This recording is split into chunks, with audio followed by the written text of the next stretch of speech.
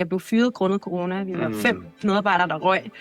Så jeg havde også sådan lidt presset økonomi.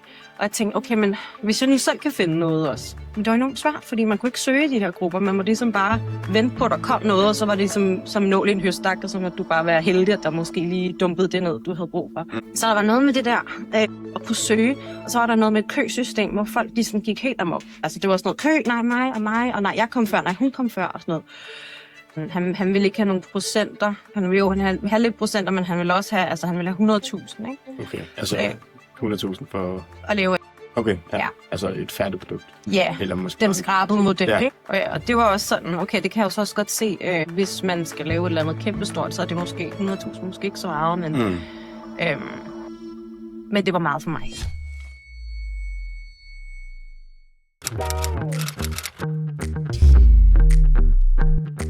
Hej alle sammen, og velkommen til Entreprenøren, podcasten, hvor vi nørder ned i, hvad det vil sige at være entreprenør, iværksætter, founder, og eller bare en ildsjæl inden for et specifikt område. Og i dag har vi en gæst, som har lavet en app inden for noget bæredygtigt, og det er dig, Freja. Velkommen til. Ja.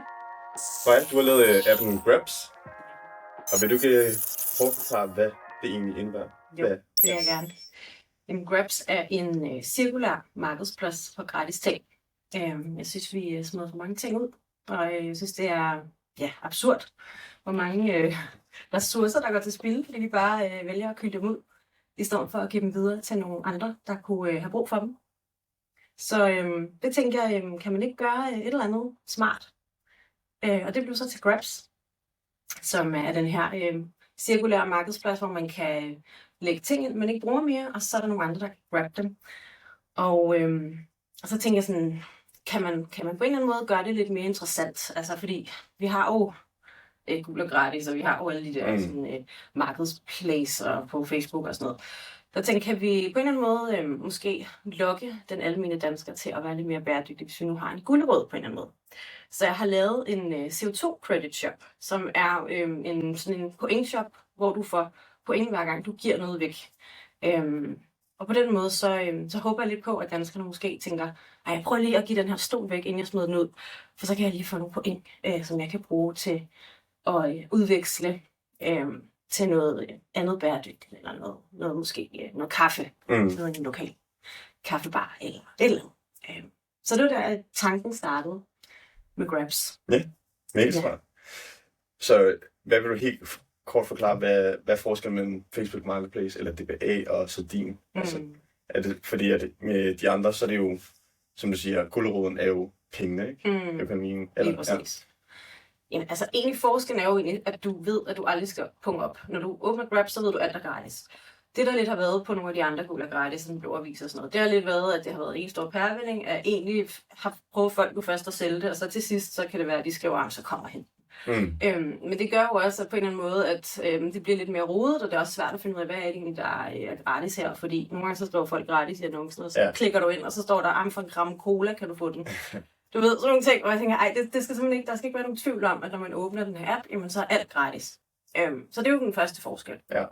Den anden forskel er jo så selvfølgelig point-shoppen, at på en eller anden måde, så kan du så veksle de ting, du har, til noget andet, du så kan få glæde af lige nu og her. Og det er klart, folk kan måske tænke, så kunne jeg bare, få en 20'er for den her ting i stedet for. Problemet er lidt, jeg synes tit i hvert fald, det der har været med mig, når jeg har prøvet at give noget væk, som har været så lidt værd. Det er jo, at så bruger du enormt lang tid på at lave en annonce, og så putter folk om prisen, og så kan jeg ikke få den for en 10'er, og så har du alligevel brugt en uge på at få en 10'er for et eller andet ligegyldigt, ikke?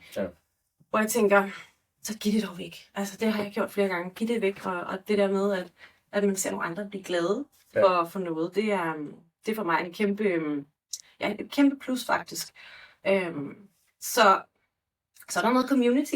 Det er jo det, der ligesom er meningen. Det er jo, at Grabs ligesom skal være et sted, hvor at det ikke er salg for øje, men at det handler om at hjælpe hinanden. Og man ligesom er sammen om at kan man sige, cirkulere tingene rundt, så kan det godt være, at det ikke er en til en, det du har givet videre, du får tilbage.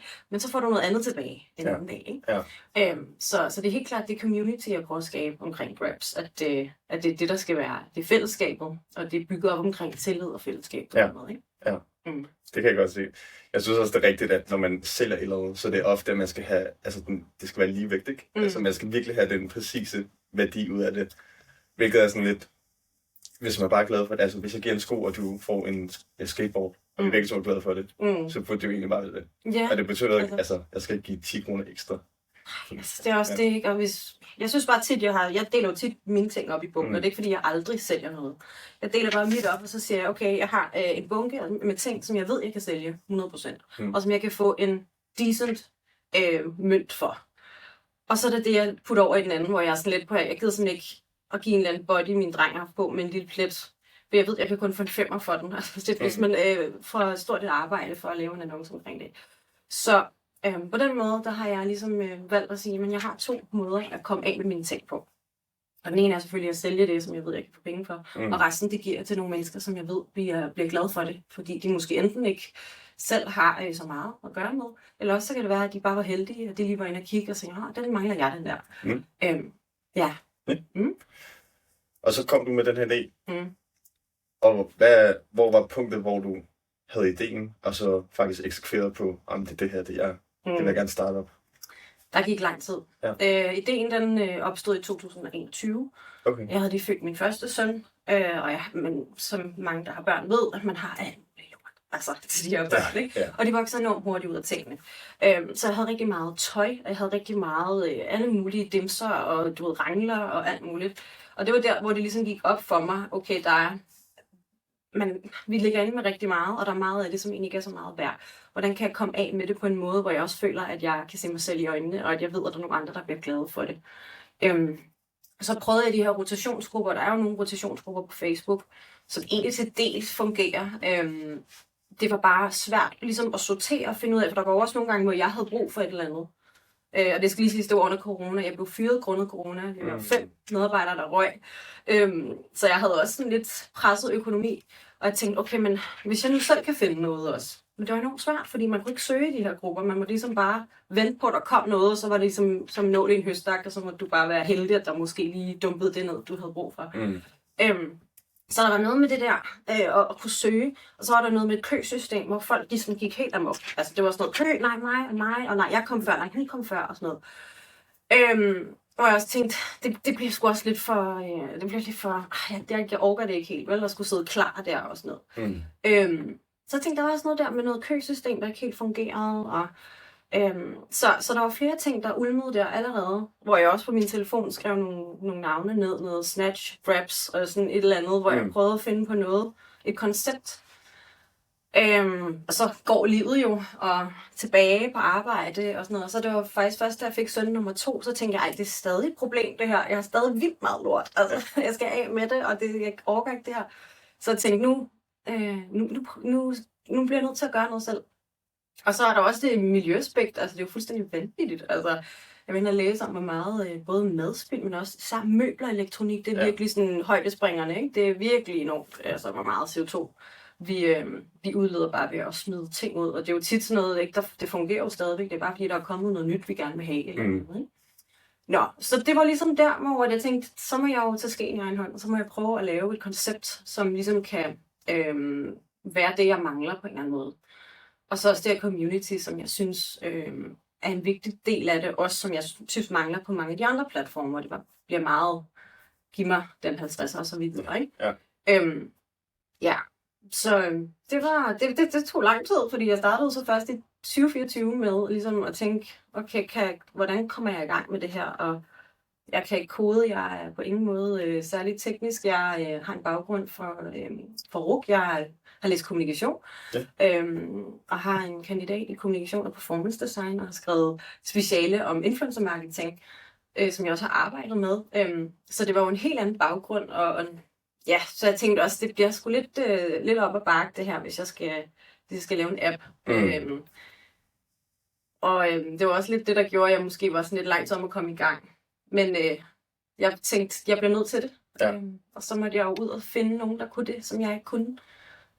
Og det tog noget tid. Okay. Det tog i hvert fald et år, ikke, for mig at finde en, som jeg stolede på, og som ligesom forstod konceptet, og som ville konceptet. Ja. Kan du forklare, processen i, at du har din egen idé, og som du også selv siger, at du har ikke selv erfaring inden for at bygge appen. Mm. Ja. Så det her med, at man skulle kunne, altså i hvert fald have tillid til en, som du siger selv har, hvad skal vi sige, altså vil projektet, ikke? Mm. Jo, og som en og som også er dygtig nok, fordi det er jo også det her med, at det kræver jo selvfølgelig også noget erfaring. Altså, jamen det var en lang proces. Altså jeg startede ud med bare at have sådan et pitch deck, som jeg søgte ind med til en incubator, og så var jeg der i 3 måneder. Hvor jeg ligesom fik noget sparring og noget rådgivning i forhold til, sådan, hvordan og hvorledes de kunne se projektet udvikle sig. Og jeg var også sådan, der er selvfølgelig, jeg var jo selv grøn, så jeg var meget åben over for det. Men det første, de sagde til mig, det er, du skal ikke gå ud og betale 200-300.000 for at få lavet den her. Det er fuldstændig gang. Du skal ud og have en co-founder, som kan det tekniske. Så du skal finde en teknisk co-founder, som vil det her projekt. Og jeg er meget sådan egenrådig, og jeg er også meget sådan, vi selv kan selv. Jeg kunne godt se det der, jeg kommer jo ikke til at bruge så mange penge for at finde nogen, også fordi der er aldrig nogen garantier, der er der jo ikke, når man er iværksætter. Så man er jo også nødt til ligesom at på en eller anden måde være lidt ydmyg og sige sådan, okay, men det er jo så det, der skal til, og så måtte jeg jo i gang med at finde en co-founder. Og det tog mig lang tid, fordi for det første så hænger de på træerne, de tekniske co-foundere. De ved godt, hvad de kan få for deres timeløn, så de er ude at arbejde i store virksomheder, eller så sidder de og laver deres eget. Eller... Så det tog mig lang tid, og jeg søgte forskellige steder og fandt også en. Efter 4 måneder fandt jeg en. Han sad i Dubai, så det var enormt svært at få fat på ham. Der var mange ting, hvor der var mange røde alarmklokker, der ringede, og jeg tror bare lidt, jeg var sådan lidt, jeg skal bare i gang. Ville også have en ret høj, altså sådan, han ville ikke have nogle procenter, han ville have lidt procenter, men han ville også have, altså han ville have 100.000, ikke? Okay, altså 100.000 for... At lave af dem. Okay, ja. Altså et færdigt produkt. Ja, eller måske den skrabede model, ja, ikke? Ja. Og det var også sådan, okay, det kan jeg jo så også godt se, hvis man skal lave et eller andet kæmpestort, så er det måske 100.000, måske ikke så meget, men... Men det var meget for mig. Så, i hvert fald for iværksætter. En, der ikke, ja, som ikke har noget, ikke? Som bootstrapper på den måde. Og så var der rigtig mange ting, hvor jeg sådan, vi behøver ikke nogen kontrakt. Og sådan noget. Det er fint nok og sådan noget, hvor jeg var sådan, vi skal lige have en kontrakt. Og da det så var, at vi skulle underskrive kontrakten, så hørte jeg aldrig fra ham igen. Og han har også ghostet mig siden jeg har slet ikke hørt noget fra ham siden, og han er gået helt under jorden. Fik han noget? Nej, vi nåede slet ikke så langt, fordi jeg ville jo have, at vi skulle underskrive en kontrakt. Og det var så der, jeg ikke hørte mere fra ham, så det var, siger jo også lidt, at man så tænker. Ja. Men så var der på hesten igen, og det var bare ikke, så har man brugt et halvt år på det, ikke? Nå, så skal man ikke... der er så sådan, men det passer bare ikke min person særlig godt. Altså, fordi jeg er sådan en, der hurtigt gerne i gang, ikke? Men jeg måtte jo bare prøve at finde en ny. Og så skete der det, at jeg blev tilknyttet den incubator, som jeg har været i. Jeg fik faktisk en kontorplads der, mod at jeg ligesom var sådan en praktisk gris, der lavede alt muligt. Og det var bare sådan, yes, fedt, når man er bootstrapper, fordi så får man jo bare gratis kontor, gratis frokost. Så det takkede jeg selvfølgelig ja til. Så var der også alt muligt andet selvfølgelig, jeg skulle lave. Men det var ligesom, det var det. Og så lige pludselig, så kom der et nyt hold, efter det hold, jeg ligesom havde været på. Og der var 2 udviklere iblandt. Og jeg var sådan, yes, jeg skal over og kigge på den der tavle, og der var sådan en tavle, hvor man kunne se, hvem de var og hvad de lavede. Der var 2 udviklere imellem, og jeg var bare sådan med det samme hen og skrive til dem. Der var også andre, der skulle lave apps, så det var bare om at være hurtig, fordi det var sådan der var en anden, der hed Mie. Jeg kan godt sige det, Mie. Mig og Mie, vi var sådan her, vi kæmpede lidt om hinanden og pitchede og var sådan noget, fordi at jeg skal have ham, ikke? Ja, og hun havde det på samme måde. Okay. Ja, det var meget sjovt. Men hun er sød, og vi snakker stadig. Men jeg fik ham, jeg fik Emil. Og han var klar på det. Så han fik en mindre portion penge. Vi var ikke ude i 100.000. Men han fik min opsparing. Okay. Ja, og så fik han, så skulle vi jo forhandle noget procenter og sådan noget, ikke? Og vi endte med, at vi ligesom kunne blive enige, og han fik 17,5%, og så fik han nogle penge, og så lavede vi så sådan et pitch deck, vi lavede sådan et overblik ind i Figma over, hvordan det skulle være. Jeg tegnede og gjorde ved, og han gik i gang. Og jeg begyndte undervejs at snakke med samarbejdspartnere og prøve ligesom at få nogle folk i pointshoppen. Og det var svært, når man ikke har noget at vise. Så det var klart, det tog mere fart, da jeg ligesom havde noget at kunne gå ud og vise. Og jeg havde en decideret app, jeg kunne vise frem og sådan noget. Ikke? Ja.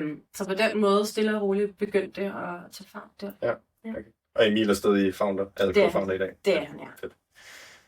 Kan du forklare processen i, hvordan man forhandler en ejerkontrakt? Eller, ja, processen. Jeg vil sige, altså, jeg har ikke facitet, fordi jeg tror, det er meget forskelligt. Ja. Det kan man jo også se med de andre inde på inkubatoren der. Det var jo utrolig forskelligt. Folk fandt jo hinanden på kryds og tværs, og det kommer også an på, hvor meget energi man vil lægge i det. Man kan sige, Emil han havde også nogle andre projekter ved siden af.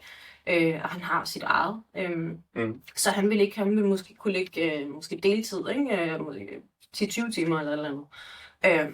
Og det gjorde så også, at vi ligesom ud fra det sagde, okay, men hvis du ikke er in it to win it, skal jeg sige, hvis du ikke er meget in it som mig, så skal du ikke have 50%, vel? Ja. Så på den måde, der er det jo altid det er jo svært, ikke? Fordi det kan jo også være, at der er nogen, der er okay med 10%. Altså, Emil ville have 20, og jeg sagde 10, og så mødtes vi på midten, ikke? Ja.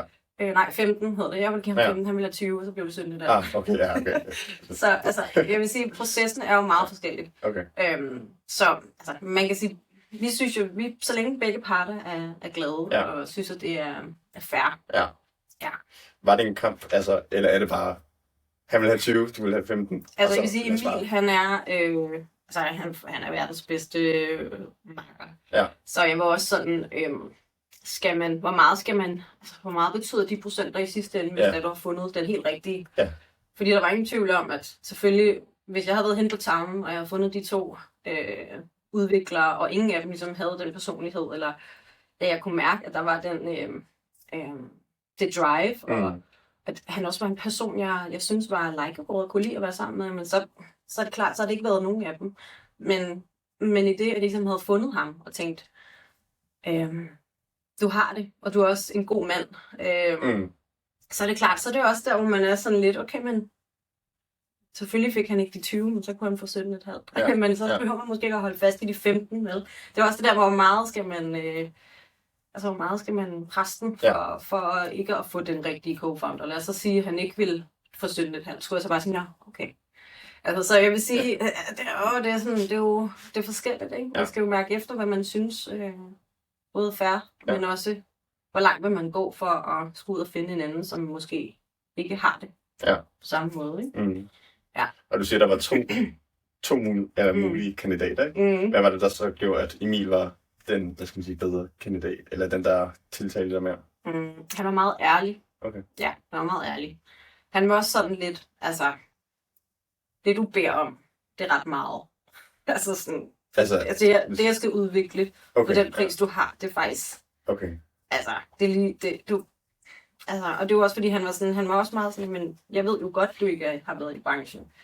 Men jeg kan faktisk virkelig godt lide det her koncept. Så jeg vil gerne prøve at hjælpe dig. Ja. Så det jeg kan gøre, det er, og så var han meget sådan transparent med, for eksempel så kunne han genbruge noget af det, han havde. Så det var sådan, jeg kommer ikke til at kode alt det her forbundet, for eksempel.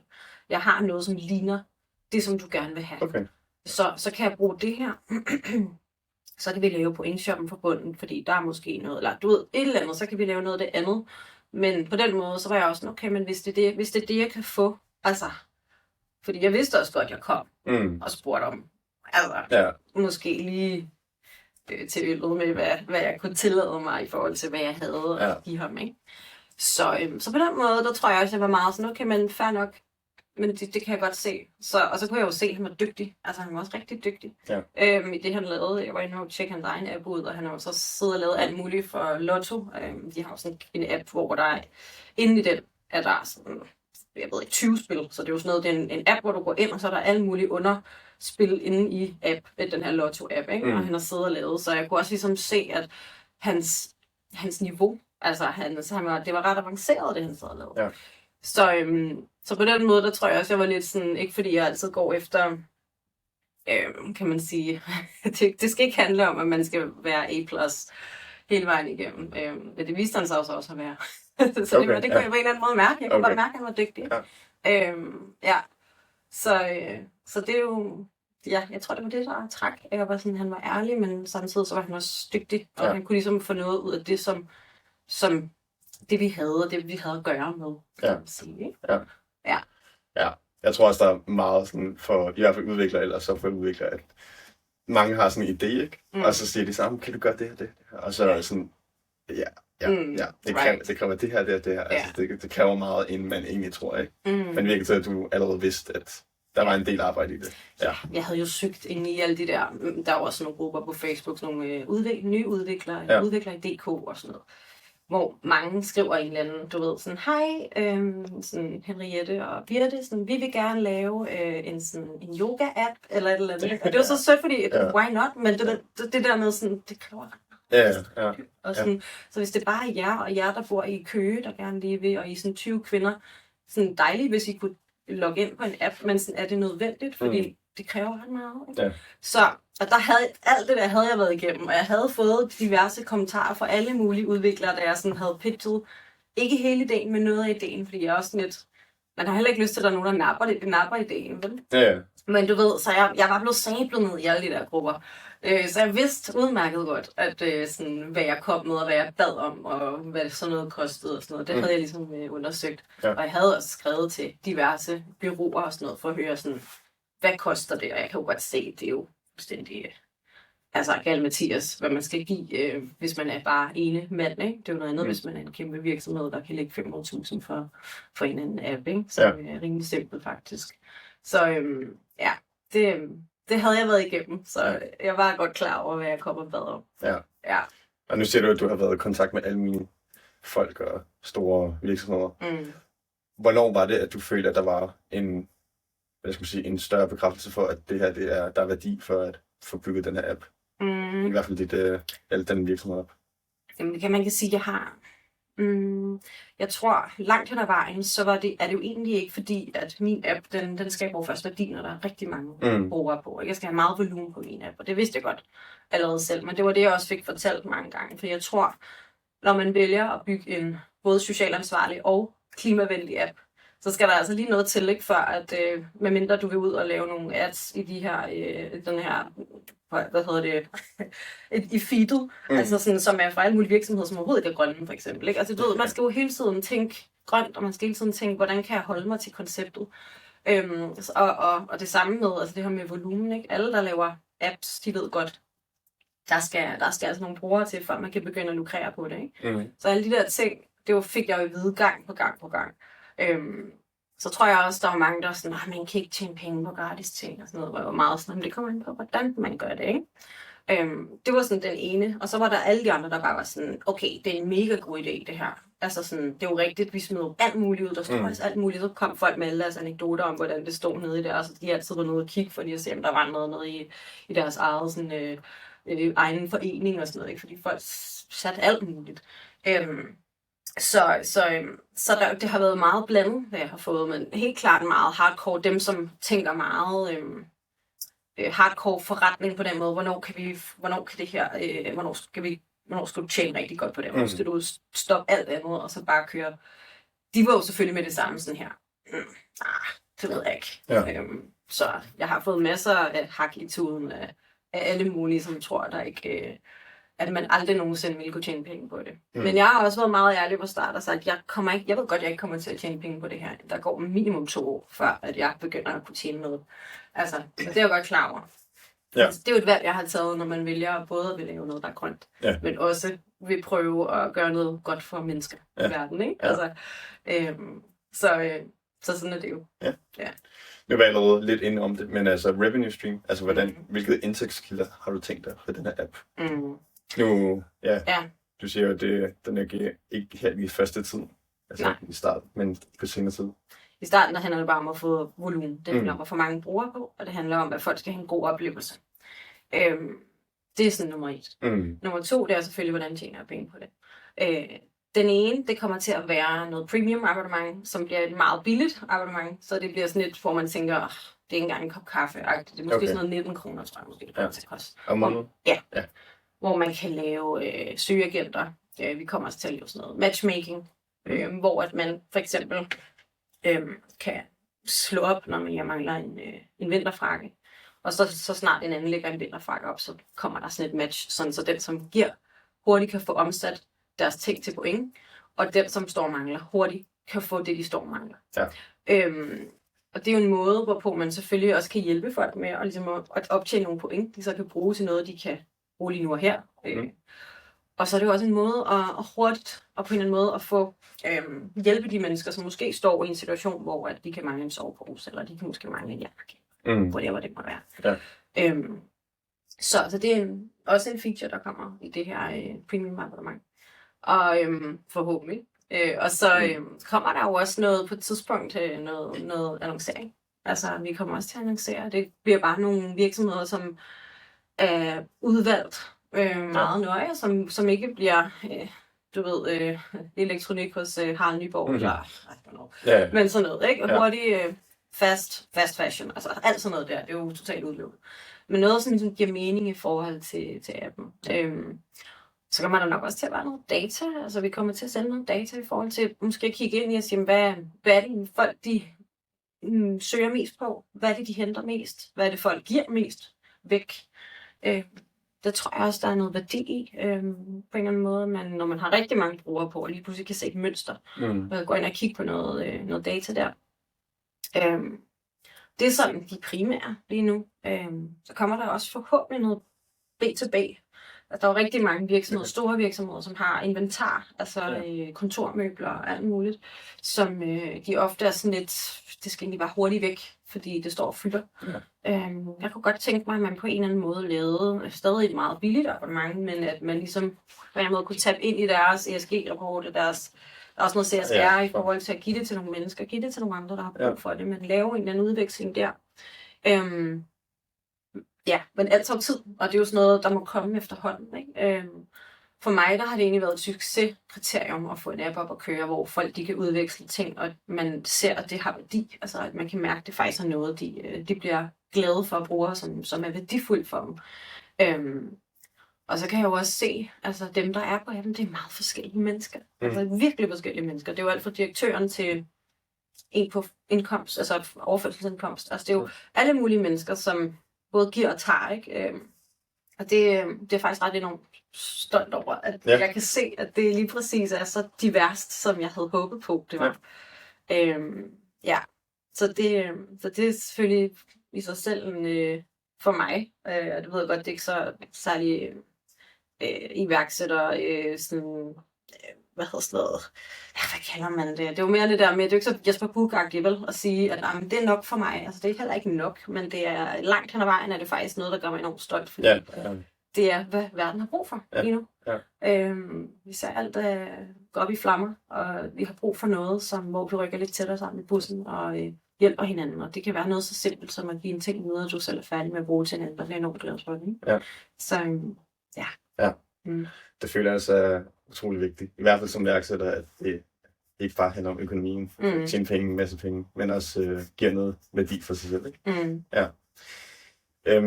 Omkring det her med annoncer, er du bæredygtig i hjerte, eller er det tilfældigt, at lige det her virksomhed, du starter? Nej, jeg prøver virkelig, og jeg prøver at tage de rigtige valg. Jeg vil sige, jeg er ikke heldig, og det har jeg aldrig været. Altså, jeg er en fashion pige, altså jeg elsker... Jeg har altid gjort. Men jeg tror, efter jeg har fået børn, der er jeg virkelig blevet mere sådan, altså hvad er det jeg efterlader, eller hvad er det, vi prøver at være et bedre forbillede på en eller anden måde, ikke? Så nej, det er jo ikke fordi, at Grabs på en eller anden måde kommer af, sådan, nu vil jeg bare, sådan, nu skal alle være, du ved, sådan mega, altså det handler mere om, at tror jeg, at få den almene dansker til at være lidt mere bevidst. For jeg tror på mange begge små, det der med, at hvis vi alle sammen løfter lidt, lige pludselig så løfter vi rigtig meget. Og lige nu, der føler jeg lidt, det er sådan, så er det alle vegetarerne, der lidt tager en for holdet, ikke? Altså sådan, vi kan ikke blive ved med, at 10% af verden bliver vegetarer og lader være med at flyve, fordi vi kan ikke lade være med at flyve, og folk vil stadigvæk spise kød. Så kan vi på en eller anden måde starte, altså kan vi lægge barren lidt lavere for, hvordan man ligesom tænker grønt og bæredygtigt. Altså sådan, og der tror jeg lidt, at vi skal starte et sted, som er sådan helt nede, hvor her fra Danmark, de også kan sige, nå, men altså, så kan det være, at jeg måske begynder at give mine ting til nogen, der har brug for det, fordi at, så skal de ikke ud og have det for ny. og jeg gør noget godt for nogle andre. Sådan noget, ikke? Ja. Så det er jo et eller andet med at prøve at tænke lidt mere innovativt på den måde. Altså, det er jo ikke fordi innovationshøjden er vanvittig, altså med mit app. Det handler jo om, hvordan taket på det, ikke? Også i forhold til med den her pointeshop. Jeg tror også, der skal noget gamification til nogle gange, for at folk de ligesom er sådan, i stedet for at smide den. Jeg prøver lige at lægge den 2 dage, og hvis ikke der er nogen, der henter den, så må jeg jo give den, men så gav jeg det et skud. Ja. Så det er jo på en eller anden måde, og det samme med mig selv, altså sådan, jeg køber enormt meget genbrug, og meget af mit tøj er genbrug, men det betyder ikke, at jeg ikke kan gå ud og købe noget nyt. Det er bare, jeg prøver bare ligesom at tænke det først, så er der mine drenge, der nærmest kun har genbrug, altså. Ja. Og de også lige rapper hinanden, så de kan arve hinanden. Så når de præcis født på samme tid af året, så det passer også med sådan sommertøjet, det passer. Ja. Så kommer lige et par ekstra huller i bukserne, når det går ned. Men sådan, ikke? Det går sgu nok. Altså, der er meget sådan... men så nej, det er ikke fordi, jeg sådan på den måde er meget heldig omkring det. Jeg prøver virkelig, og vi spiser heller ikke specielt meget kød, og sådan, jeg prøver ligesom at sige, så spiser vi måske kød 2 gange om ugen. Altså sådan. Men det betyder ikke, at jeg er sådan, er ultra heldig omkring ting. Ja. Og det tror jeg altså er den perfekte løsning. Altså, jeg føler ofte, at det er sådan enten eller. Altså, enten gør du det, eller så går du helt ekstreme midler, og så gør du det slet ikke. Og jeg føler, at det der balancepunkt, det er der, vi alle sammen skal være. Det er lidt det, vi er nødt til, ikke? Ja. Og vi får jo ikke alle til at blive vegetar. Det gør vi ikke. Det er meget, hvor meget vi ønsker det. Altså, så kommer det ikke til at ske. Så der tror vi er nødt til på en eller anden måde at finde nogle redskaber, et hverdagsredskab på en eller anden måde. Og det her, det kan jo være et redskab til ligesom at sige, okay, hvordan kan jeg måske bidrage lidt bedre til, at vi ikke forbruger så meget, og vi kan cirkulere nogle ting. Ja. Jeg skulle lidt tilbage til dine bror. Fordi du snakker om, at du havde mange forskellige, altså varieret. Der var nogle direktører, der var nogle, hvad skal man sige? Helt almindelige mennesker. Helt almindelige mennesker, ja. Det tør jeg selvfølgelig også. På forskellige steder i kæden, Men når du startede den her app, hvordan er processen med at få de første brugere? Det er jo, jeg vil gå ud fra, at det er meget sådan, du selv går ud og napser folk og siger sådan, brug min app, please. Men, sådan den irriterende type, ikke?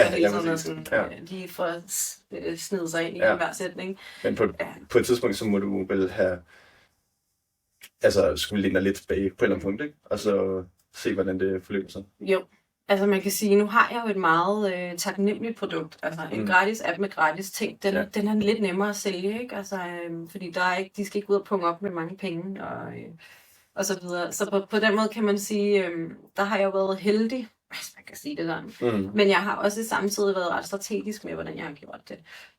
Jeg startede ud med egentlig selvfølgelig bare at sige til min omgangskreds, og sådan lavede sådan en soft launch, hvor jeg ligesom bare var sådan, nu er den ude, og sådan, hey, download den lige. Og så startede jeg selvfølgelig med at lægge alle mine egne ting derind, så der var noget fyldt, for det handler også om tit det der med volumen af at give og tage, skal jo helst også sådan gå op i en højere enhed, og der skal jo stadig være noget at grabbe. Men når det ligesom er taget, jamen, så skal vi gerne have nogle andre, der lægger noget ind, så der ligesom er et loop hele tiden. Så det var også noget med at prøve at finde nogle mennesker, der ligesom både sådan havde noget, og nogle, der ligesom kunne grab nogle ting, og sådan prøve at være lidt strategisk med det. Så startede jeg faktisk bare med at skrive til lokalaviser, simpelthen. Det gjorde jeg først, da jeg lige havde fået måske en 500 brugere på, eller sådan noget, ikke? Smurt lidt tyk på, og var sådan, hey, jeg kan bare se, der er rigtig mange på Frederiksberg, det var også Frederiksberg. Der hvor jeg selv bor, der ligesom sådan tog den til sig først. Og så skrev jeg til Frederiksberg Liv. Det går bare helt vildt stærkt med den her app. Altså det er helt vildt, hvordan folk bare har taget den til sig og sådan noget. Og så endte det med, at de skrev en artikel, både fysisk i deres, det der hedder Frederiksberg Liv, som er deres fysiske avis, men også deres online avis, hvis man kan sige det sådan, hvor den så både endte i Frederiksberg Liv, Vesterbro Liv, Amager Liv og var det sidste København Liv, som er sådan en overordnet. Og så gik det lige pludselig stærkt, så endte jeg med lige pludselig at have sådan noget 1.500-2.000 brugere bare på, altså sådan en uge 14 dage, ikke? Så det var en ret god måde, også hvis man skal give et råd videre, altså prøv at bruge de der sådan gratis måder at komme ud på, altså når man bootstrapper, så har man jo ikke det vilde, altså sådan, råderum. Så det handler om på en eller anden måde at finde nogle løsninger, altså hvordan man kan komme ud af, og det var den ene. Og så skrev jeg også en af de der grupper der, Vi havde nogle ret fine grupper faktisk på Frederiksberg, hvor jeg selv bor. Også bare sådan noget, også på Frederiksberg. Du ved, sådan nogle grupper skrev jeg i, hvor jeg bare var sådan lidt, hey, hvad så? Jeg har lavet den her, sådan, jeg er Frederiksbergenser, jeg har lavet det her, sådan, vi tjek det ud. Og der endte faktisk også med at komme ret mange på det. Jeg kunne se, hver gang jeg ligesom postede, kom der 100-200 stykker på. Okay. Så der var jeg jo bare sådan all in. Så gik der lige en uge, så postede jeg Vesterbro-liv. Så postede jeg bare i alle de der grupper der. Ja. Og så tog det fart. Og så skete der også det, at jeg kommenterede, at jeg er ret sådan, aktiv på Instagram. Men det er svært, og det kender I nok også godt selv. Det kan være rigtig svært at få en Instagram-account op at køre. Ja. Det handler rigtig meget om algoritmen. Det handler meget om, at man skal være kontinuerlig, relevant og kommentere, og især sådan noget, ens engagement kan også være svært. Den kæmper jeg lige i øjeblikket med selv. Fordi jeg var ret aktiv, og så kommenterede jeg på en ret stor influencers, hun lavede sådan en post omkring, sådan, hvor er det vanvittigt. Altså sådan, hvor meget vi smider ud. Altså sådan, jeg kunne nærmest ikke sådan begribe det, hvor jeg var sådan rimelig enig. Derfor har jeg lavet den her app, altså fordi at jeg synes, det er fuldstændig gang. Ja. Og det endte hun med at reposte i hendes story. Jeg tror, hun har sådan noget 70.000 følgere eller sådan noget. Og der endte jeg også lige med at få en masse downloads der. Og også bare min Instagram, altså over natten fik jeg jo 2.000 nye followers og sådan noget, ikke? Så det var sådan, men det er svært så at holde den ved lige og ligesom sørge for noget engagement, for et af de bare sådan følger og ligesom siger, nå det var det, men man vil jo også gerne have folk, de ligesom engager med det, man lægger ud, ikke? Så det er sådan den svære del af det.